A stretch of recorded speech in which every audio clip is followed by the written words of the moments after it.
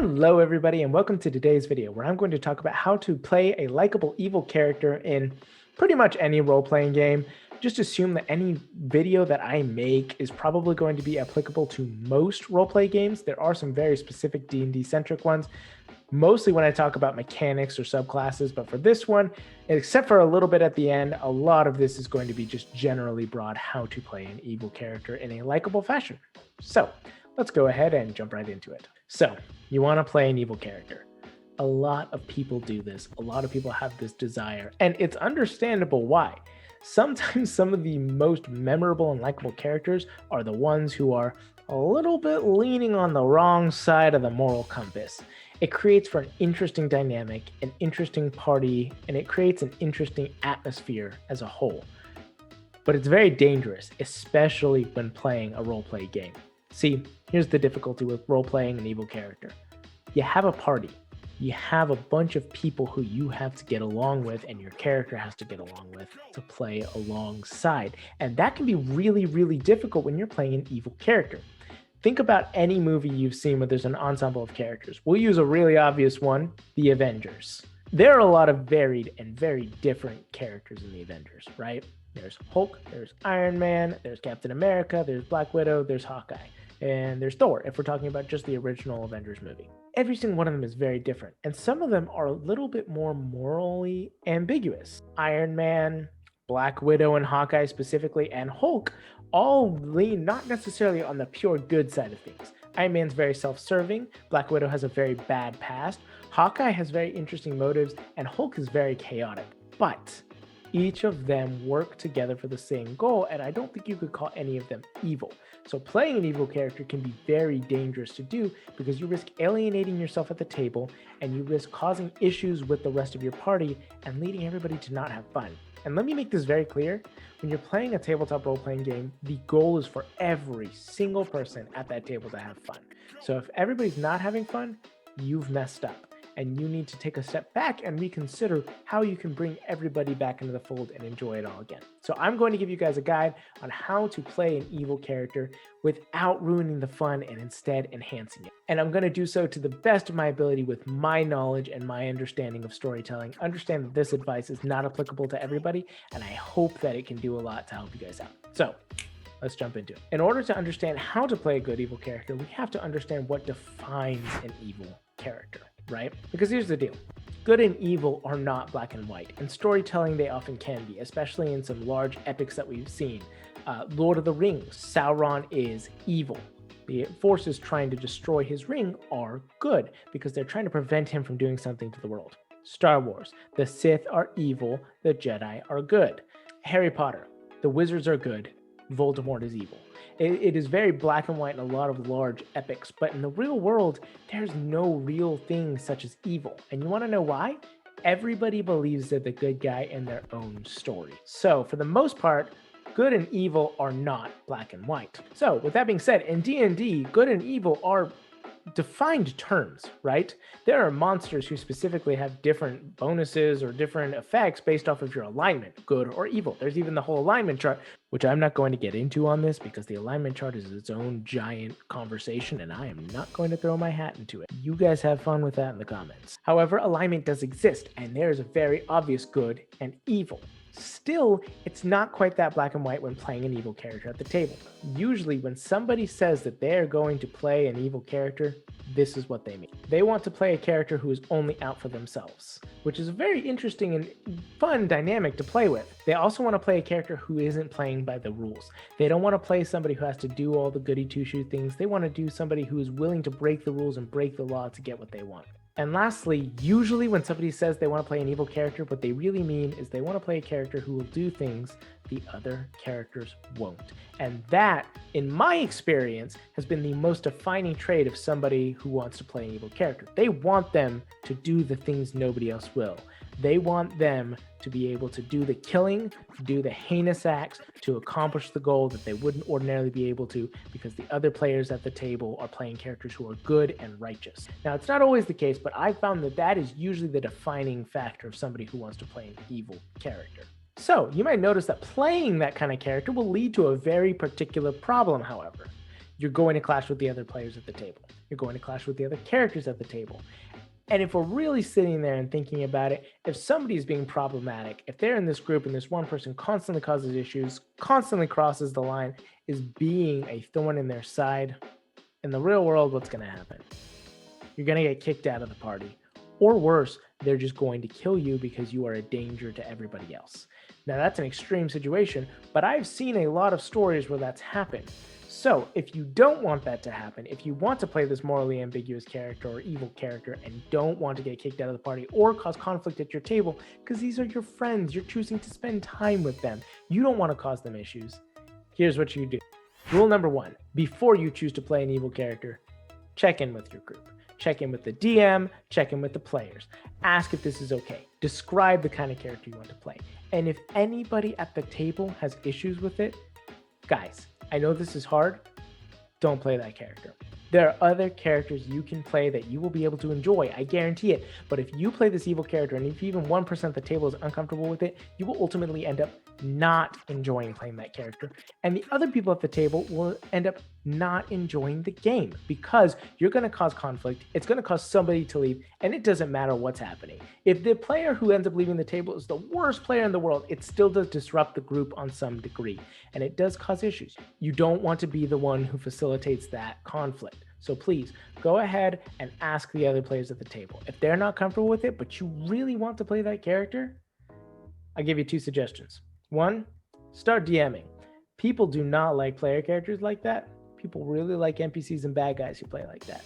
Or 2, find another group. Find one who's okay with you playing that kind of character. If you have talked with the other players and they're super okay and comfortable with you playing this character, and so has your DM, now you're going to move on to step 2. What I would recommend that you do is speak with all the other players and determine what lines their player characters will not allow your character to cross. This does 2 things. 1, it makes sure that you don't ever get over that point where the other player characters go, all right, nope, I can't allow this to happen. You're either out of the group or we're going to conflict right now.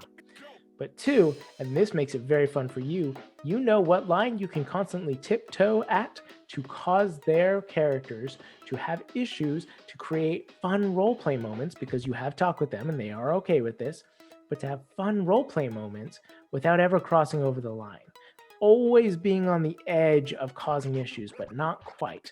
And that brings a lot of fun to playing an evil character because it allows you to enjoy that. I am going against the tide. I am causing issues. I am living by my own vibe, but I am not causing them enough problems to get rid of me. And that can be a very fun dynamic so long as your group's okay with it. But that also leads into the 3rd point, which is you have to make yourself useful to the party.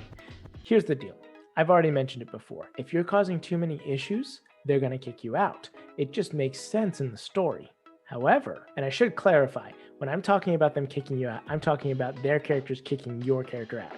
You as a player have already talked with the rest of the players. Everything should be a-okay on that front. If you haven't followed that first rule, none of the rest of this works. But as long as you've done that, now you have to make yourself useful to the party. Because if you're causing issues, but if you've made yourself so useful that they can't really decide to kick you out, they know how useful you are, they want to keep you around despite the issues that you're causing, you've now created a dynamic where they know that they need you, but they don't necessarily want you. And when you're playing an evil character, personally, from my point of view, that's the sweet spot. They know they need you, they have to keep you around, they don't like you. And that creates that fun dynamic of back and forth with them. There are a lot of amazing TV shows, there are a lot of amazing movies where the good guys have had to choose to work with the villain, not because they want to, but because they have to, and there's no other option. And that always creates a very fun dynamic to be able to work with. And then point number 4. You really need to go ahead and identify why your character needs the party as well.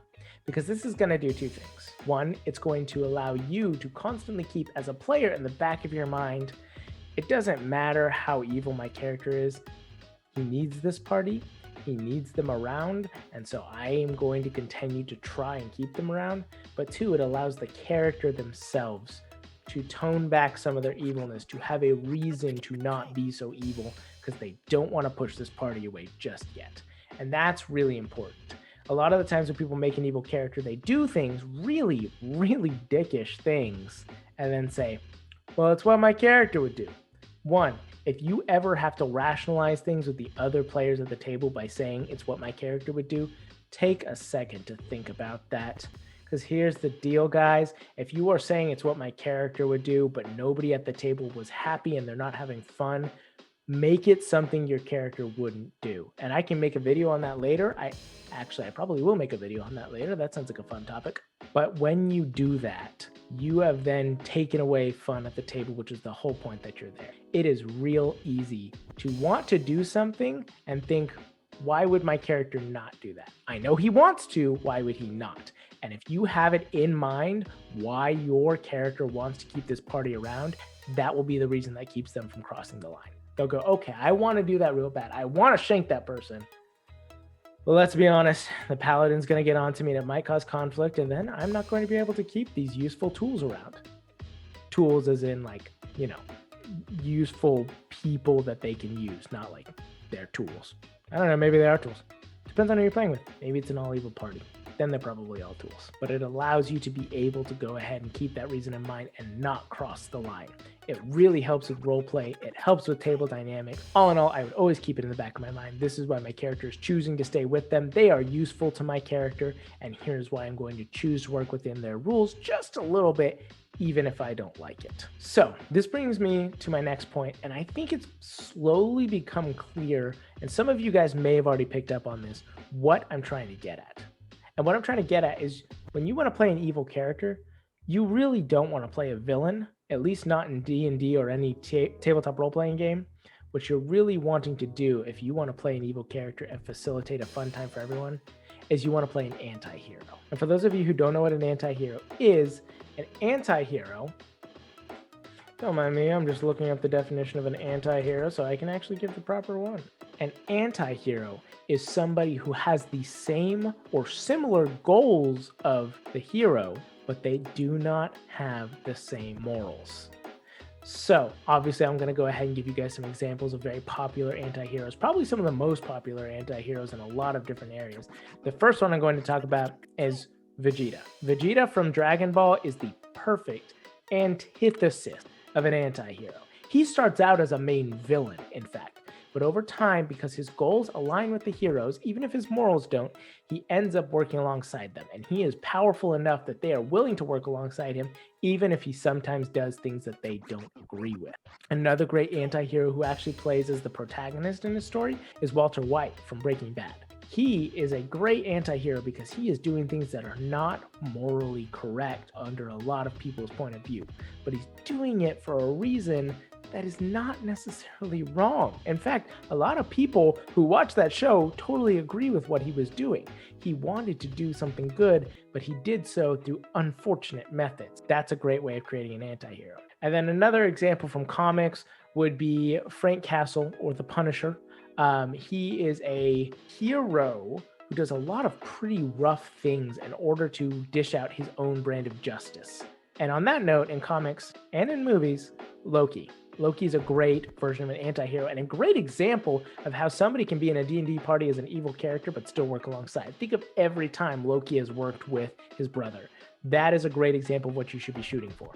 Likeable, lovable, evil, always looking to get his own end. He's only working with them because he can get something from them and they can get something from him. That's what you should be shooting for. And I feel like I've said this so many times, but I cannot stress it enough. You must talk with the other players at your table, make sure that they're okay with this before going through with it. Nobody wants to be backstabbed and not expect it. It's not fun, guys. So now that I've gone so in depth on what an evil character is and how to define one, how would I play one? Well, the first thing that I would do mechanically is take a look at what kind of evil character I want to play. Here's the deal. When it comes to classes, it doesn't matter which class you play. Any class can be evil. Just the same as any profession can be used for wrongdoing, so can classes. I mean, you could be a doctor and practice medicine you could be a doctor and be accused of malpractice. It doesn't matter what your profession is, it can be evil. So for class, just find what's fun for you and what kind of character you want to play. As for subclasses, there are actually a few that lean a little bit more into the evil side, though not so much. I mean, again, it all depends on context. But for subclasses, there are a few different ones. Any subclass that leans on necromancy or enchantment. Enchantment, guys, I know necromancy gets a bad rap of being the evil school of magic, but enchantment controls people's minds and basically roofies them. Really, if you're gonna think about it, enchantment is probably the most evil magic school, in my opinion anyways. But on that note, there's also the Graviturgy School of Magic, which is in the Explorer's Guide to Wildmount, the Critical Role sourcebook. Graviturgy is kind of terrifying, and there are actually a few recent episodes where you can see that in action, but think about it. You are controlling gravity and squishing and squeezing and drawing enemies in to be reduced to nothing. Kind of scary, not gonna lie. And so I would consider that as an evil one. In fact, I would probably make a villain who has that as well. There are also some different class abilities and subclasses that could be framed as evil. Sneak attack. I mean, come on. You are literally coming up behind somebody and backstabbing them, slipping a knife through their ribs, shooting them from afar. I mean, yes, it's just a typical tactic, but depending on how you look at it, you can definitely make it evil. And on that note, any martial class, extra attack feature. I know that seems a little odd, but it depends on how you flavor it. There's a difference between saying, I have cool, smooth strikes, I take 2 swings and I slice across their ribs, and I take my jagged sword and I drag it across their chest and jam it into their sternum to lift them up. It's all in the flavor, guys. Martial classes can be terrifying if you flavor it properly. Think the difference between watching... That's a good example. You know, I went into that so confident that I was going to be able to figure out something, but I actually don't have any particular examples to use at this point. Kind of feel a little stupid, actually. We'll get back to it if I ever figure out exactly what I was thinking about. But anyways, there are also some spells that just really kind of scream, to me at least, evil, or at least morally gray. The first one being blight. You're sucking the moisture out of something and dehydrating it to damage it and kill it. Whew. I don't know about you guys, but that sounds terrifying to me. On that same topic, contagion, a terrifying spell. If you don't know what that is, I'm going to put it right here. Just look at that for a second and read it. That is terrifying. And lastly, curse. Curse is it's a spell that does not have immediate mechanical effects that seem to really scream at you, but if you look at it close enough and read into it and realize how much creativity you can have with it, that can be a terrifying spell. So with all those out of the way, let's move on to what I would do if I was going to create an evil character. This is just me kind of spitballing some ideas that I've generally had based off mechanics and flavor. If I was going to make an evil character, here's what I would do, and hopefully it can give you guys some inspiration, or you can even run with those ideas. I give you my permission, but just see if you can do these or get inspired by these and enjoy them. The first one that I have is something that I call the sneak attack sorcerer. Sneak attack sorcerer. Say that 5 times fast. Sneak attack sorcerer, sneak attack sorcerer, sneak attack sorcerer, sneak attack sorcerer, sneak attack sorcerer, sneak attack sorcerer. I'm pretty sure I wasn't speaking English at that last part. But the sorcerer has the ability to subtle spell, which means that they don't have to show any outward motions of casting a spell. They remove the verbal and somatic components, verbal being speaking, somatic being moving, so they can cast a spell without doing anything. So imagine, if you will, you were, say, a divine soul sorcerer. You had inflict wounds, and you subtle spelled it as you shook somebody's hand and caused them to wither away and die without even doing anything. That's terrifying. Or say that you have another spell that you can cast, subtle spell as you walk through a crowd, inflict it on them as you go, maybe cast contagion, curse, something like that. Just keep walking. Nobody knew it was you, and this person is now withering and dying. That's something that could definitely hit very hard and be pretty terrifying. Another one of my ideas is a Shadow Bard, and I'm not going to do anything special with this. Shadow Bard is a subclass. Anybody who reads that, just go read that subclass. One of its abilities allows you, when you kill somebody, to temporarily steal their essence, gain surface level memories, turn into them, look like them. Guys, all I'm saying, in the middle of a battle, you've killed somebody, you take their form, turn to their friends, and just start slinging the most insulting things you can think of because of these memories that you now have of them. Shadow Bard is terrifying. Just straight up I think that subclass is sometimes a little bit underrated under what it can do. And then the last idea I immediately had when thinking of an evil character is a ranger or a fighter, or maybe a paladin, rogue, possibly even a cleric, mostly martial classes. But imagine a martial class that hunted people down because they claimed things they were unworthy of claiming of. They claimed certain strength, they claimed certain skills, they claimed certain abilities that your character determines them to be unworthy of, so they hunt them down and kill them. That's a very basic idea. I don't know where you would go with that. Hopefully it inspires somebody, but it seems a little evocative to me.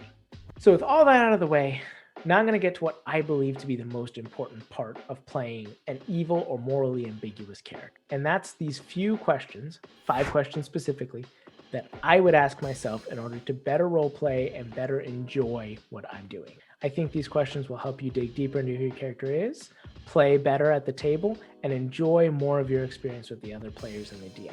So let's hop into it. Number 1, why does your character look out only for themselves? This is probably something you're going to end up answering already, just when you create your backstory, but it's really important. Why is your character so intent on only watching out for themselves? Why are they so morally ambiguous? Why are they at the top of their minds at all time? Thinking through that can do a lot in basing how you understand the rest of how your character will act. Number 2, what can they learn from the other party members? This may not be immediately obvious to you guys, but learning from the other party members is the best thing to cause your character to seem more than just a one-note evil character. If your character is just morally heinous, kills anybody who gets in their way, does not care about the consequences, but they see one of the other party members show kindness and it gets them somewhere where they wouldn't have ordinarily been able to go, have them reflect on that. Have them think on that. They don't even have to ultimately come to the conclusion that the character is right. Maybe they despise this character now because they dare even try to imply that their methods are better, but have them at least think, because that creates a more interesting character than just a mustache twirling villain who does whatever they want. Guys, that character archetype is not actually interesting. It's not fun to play, at least from my point of view, and I'm sure I'm not alone on that. So go ahead and think about what they can learn from the other characters, and it will create a much more dimensionally interesting character. I guarantee it. Number 3, what does your character need to learn to be happier? Look, guys, if your character is evil, they're morally ambiguous, if they only think about themselves, they're not going to be totally happy. Maybe they are kind of happy with how they are, but they're not going to be totally happy. There will be something missing from their lives. And that's just the fact of anybody. If your only goal is to watch out for yourself, something deep down is going to make you feel like you're missing something. And if that's not the case, I feel like there's something else going on. I think it's a human nature, or dwarvish or gnomish, etc. But I think it is the nature of a sentient being to want more than just what you want. I feel like there is a need, an innate need in everybody to want to be more than just ourselves. And so ask your character, what do they need to learn to become a happier person? They don't have to learn this lesson, but knowing that in the back of your head will help you create a much more interesting character arc over the whole story. And I would share this fact with your dungeon master so that they can potentially work it in. And that actually leads into question number 4. Is your character irredeemable? It doesn't matter if they have this thing that they need to learn to be happier. Will they ever learn it? Is it possible? I would try to never create an irredeemable character. But sometimes if you want to create an evil character, you have to decide they're just never going to get better. And on that case, I would make sure to understand that your character is not going to get a happy ending, and your character may ultimately end up dying or sacrificing themselves or something of that nature. But if they are irredeemable, talk with your DM about how to create a satisfying story out of that. And then lastly, and this is very important, guys, if your character is truly evil, if they are irredeemable, ask yourself what it'll take for them to betray the party. Because if you are truly irredeemable and truly only ever going to look out for yourself, you will eventually betray the party. It's going to happen. And if you're going to do that, 1, check in with your DM. Please don't just pull this, because it's not going to end up being fun unless everybody's agreed to it ahead of time. 2, check in with the other players. This goes back to the first point that I made, and it's so important. Check in with them. Make sure it's going to be fun for everybody and work with the DM on it. But if they are ultimately going to betray them, ask yourself what will cause that. Communicate that with the DM. Work with them and see if it works into the story. I played a character once who did ultimately end up betraying the party. They were a paladin and warlock who were just corrupted and didn't know what was going on, and eventually they left the party on good terms. But I told the DM, I want them to go off and become a villain, to betray the party. And we never ended up seeing them again. They are still out there somewhere, and I'm sure someday on a campaign later down the line, we'll run into them. I wanted them to betray the party. So it is a fun thing to do, and it can create a really interesting dynamic as long as you've communicated and worked with everybody in the beginning. So ultimately, what does this all come down to? Ask yourself these questions, create an interesting character, and communicate with your party, guys. Evil characters can be super fun and very dynamic and create an amazing story for everybody, as long as you do it right and enjoy yourself with the rest of your players and your DM. I hope all this is helpful. I know I rambled a lot, but I hope that you can walk away with a fun time and be able to live life to the fullest, not let the world get you down, and continue to play your role. Thank you. Have a wonderful day.